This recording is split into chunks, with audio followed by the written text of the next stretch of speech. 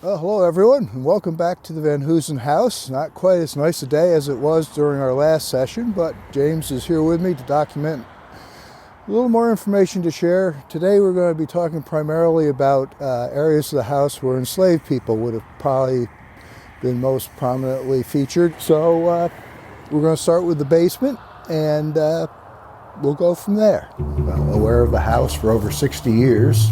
It caught my interest in the early 60s as a young boy and has really been a cornerstone of my life.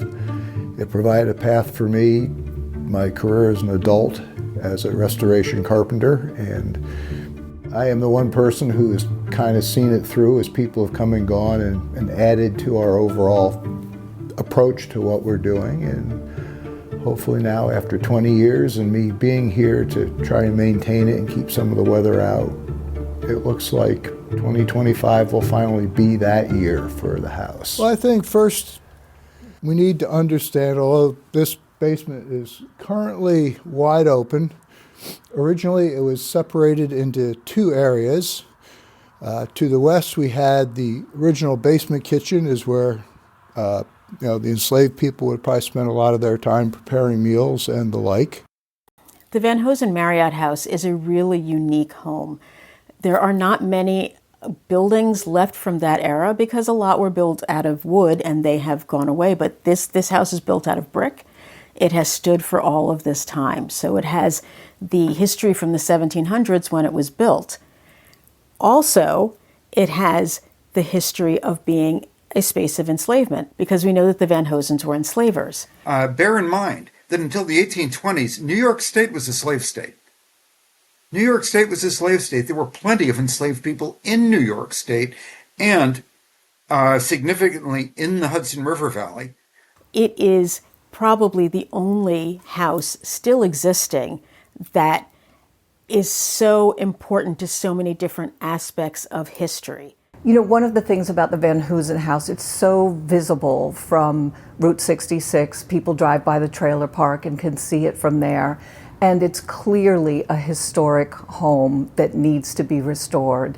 It's one of the few homes of Dutch architecture with those particular features and from that particular time period that are even left standing in this area. We also have the added layer of it being a house that was a location on the Underground Railroad. This property imbued with slavery, call it if you like a monument to slavery in the Hudson Valley, is acquired by an abolitionist, by a bold, radical abolitionist Quaker. In the process of our research, we kept coming across the name of Charles Marriott, who was a noted abolitionist. And everyone in the area seemed to think, well, he lived here somewhere, but we didn't really know where. We do know that Charles Marriott lived there with his sister. I think her name was Margaret Marriott, if I'm not mistaken. And I believe he died there. She owned the home. He lived there for several years. He's very connected with the Rokeby farm, where a lot of runaways came as they were on the Underground Railroad. And he was a big abolitionist. And you can see that in the obituaries about him. He was very public about it, which a lot of people were not. And they mention it in the obituaries as one of the main things about him and his life. The Marriott House, and I'm going to call it the Marriott House because Marriott's my man, so to speak. And it's his history that led me to finding the house and helping to put together the underground route that passes through the area.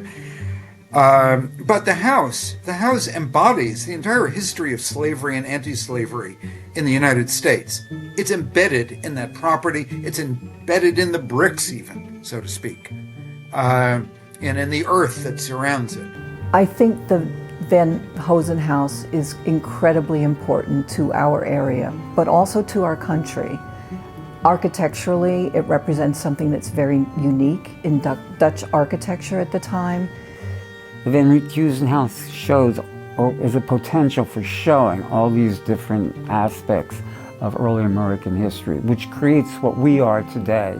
And the issues that we have today are still a reflection of the world that they created in the 17th, 18th, and early 19th centuries. It is a home that is so important to history, to colonial era history, to Dutch history, to African American history. It needs to be protected. It needs to be saved.